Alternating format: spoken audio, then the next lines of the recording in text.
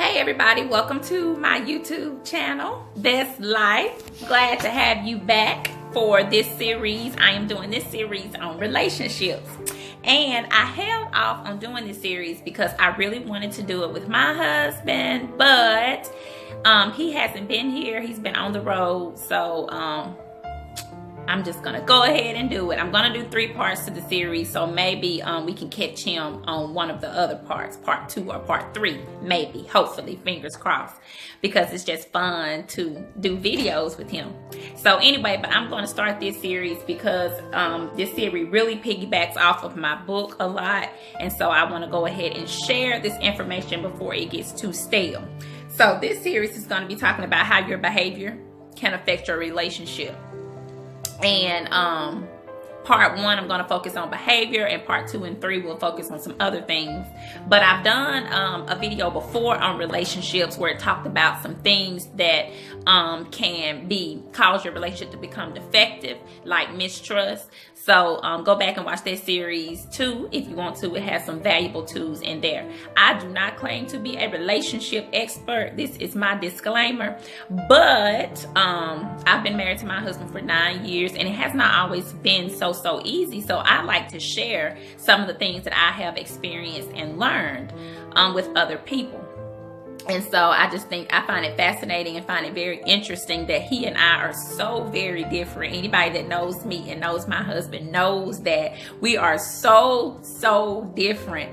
But we like so love each other, and it's just really amazing. If you want to read some of our interesting stories or some of the interesting things about our relationship, because our relationship is not your typical fairy tale relationship by any stretch of the imagination. So if you would like to just know a little bit more about our relationship, you can always get my book. Excuse me while I do my plug. Unlock the Mystery of Love. There are some stories in there, kind of like about how we met and things like that. So it's really interesting, and relationships can be really fun if you learn how to maneuver through them successfully. I am pro-marriage, and I'm pro-divorce too, you know. Sometimes you gotta do what you gotta do. But anyway, okay, so moving on to the topic of relationships. And we're talking about behavior. So what is behavior? Behavior is a psychological pattern that is learned over time that affects how you treat yourself and how you treat others. And if you think back to it, the very first relationship you were ever involved in was the relationship with your parents. And that relationship really sets the tone for how you are in romantic relationships later on in life. And not only romantic relationships, work relationships, friend relationships, casual relationships. It really affects it over time, because your behavior is really impressed upon when you're young, because when you're young, that's when you're most impressionable. And so that's when your behavior is really formed a lot. And then as you get older, you just kind of stick to that belief pattern over time, and you just keep doing those behaviors. And that's why I'm a very pro advocate of doing self inventories every 6 months. I have that in some of my other videos about doing a self-inventory, just a self-check to see kind of where you are, self-check on your beliefs. I put a video up on about beliefs and how you need to do a self-check of your beliefs, and just make sure everything is still serving you.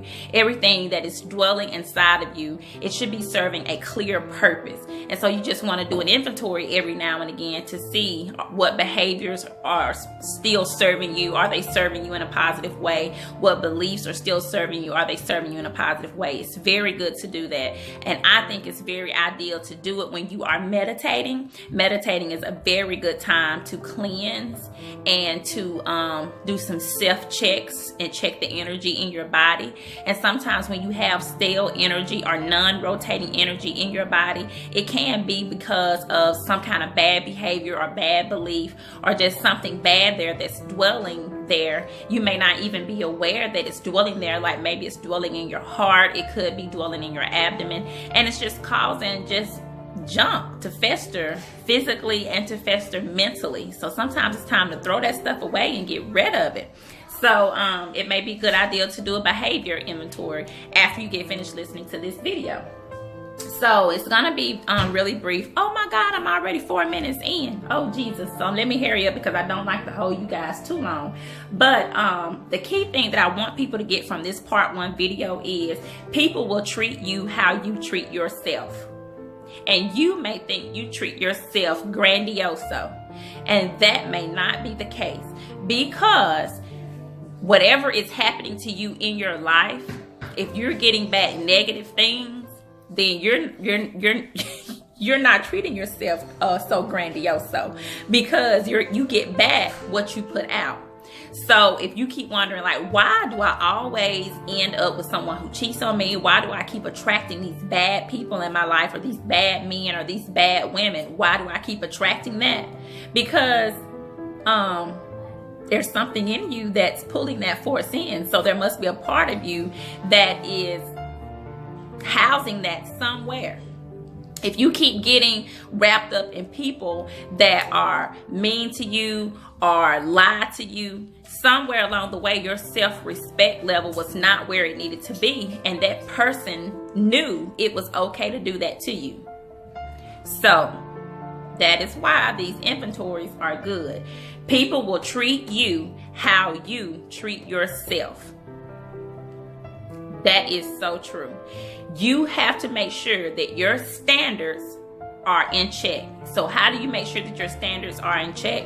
Because people can pick up on standards when they see you. You can tell kind of like where a person's standards are by the people they hang around, how they dress, the places they go, the places that they, hang out. It's so many ways to tell what a person's standards are, to tell if they have high standards, to tell if they have low standards.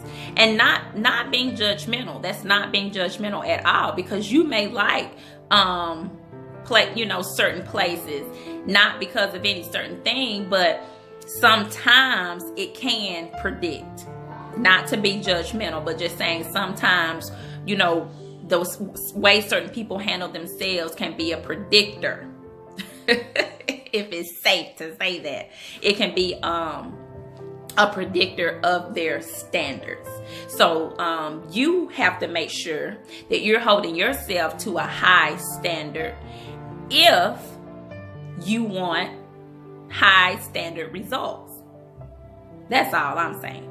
If you want low standards, then it's fine. But if you want this high standard of lifestyle, you got to hold yourself to high standards. You can't be low standard and think you're going to attract high standard. I don't think that's going to happen. So there's that. So again, people will treat you how you treat yourself, and your standards and your behaviors set the tone for your relationship. And that is why I wish my husband was here, so that he could piggyback in and tell some of the stories about when we were dating, and how I used to flip out on him about certain things. Now, I don't remember flipping out, but he says that I did. But when he was smoking when we were dating, like, I didn't like people who smoke, and so he says that I went off on him about smoking, but I just didn't like smoking. So it's like, do you want to be with me? Like, I can't deal with that. You can't be smoking. So you don't have to compromise what you believe in to be in a relationship. Because if you start to compromise your beliefs and your standards, you're going to end up being in a relationship that's unhappy. So you have to be honest with yourself and, stay true to who you are and what you stand for and what you believe. And that's what I did when we were dating. I mean, I didn't like that, and I let him know. But he says I was ugly, but I wasn't ugly. I think I was very nice when I said that to him. So anyway, be honest with yourself and be aware of areas where you are weak in your behavior. The key things. People will treat you how you treat yourself. So if you have weak areas in your behavior, like low self-esteem, I did a video on that as well. Low self-esteem, lack of self-respect, insecurity, did a video on that. Any of those faults in your behavior can lead to a person treating you how you really don't want to be treated. So take some time here and think about that. Leave some comments. You know, have you ever thought about some areas where you could be weak in your behavior, or weak areas in your standards? You may not even know what your standards are, and you should. You should know what your standards are. You should know what you're looking for in another person, even if it's a friend. You should have standards for your friends. Everybody can't be your friend, because everybody is not going to contribute to your life in a positive way. When you're young, 10 to 15 friends, that stuff is so fun and so cool. But as you get older, that is very draining. Everyone cannot be in your friendship circle. Everybody you date is not going to be your husband. That's the reason why you date, is to see if that person can serve you, and if you can serve that person, and then build a life together.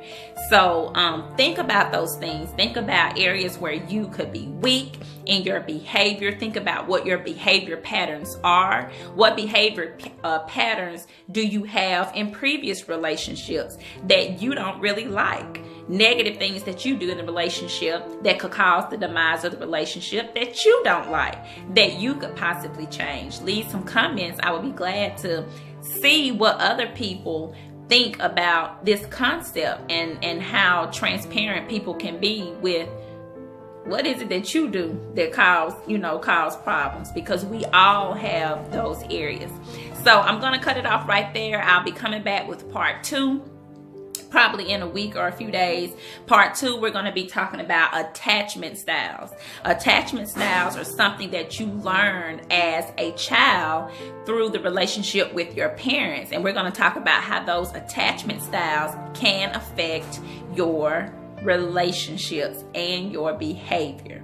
So I hope you enjoyed this video. Hit the like button and also share this video with someone that you think may find it helpful. You may know someone who is engaged, getting ready to get married, and they may need some advice or some encouragement. I don't know, some people these days, they don't so much like advice about relationships. They kind of just want to go in and figure it out. I don't really know what that is. But anyway, I read books when I was getting ready to get married. I read books about marriage and relationships. Not that I found any great books, but I did read some. So anyway, you may know someone that could find this helpful. So share it with them. Hit that share button and hit that like button. I would be so very thankful if you did. And I appreciate your attention and your time. Love you guys. And I will see you on the next video. All right.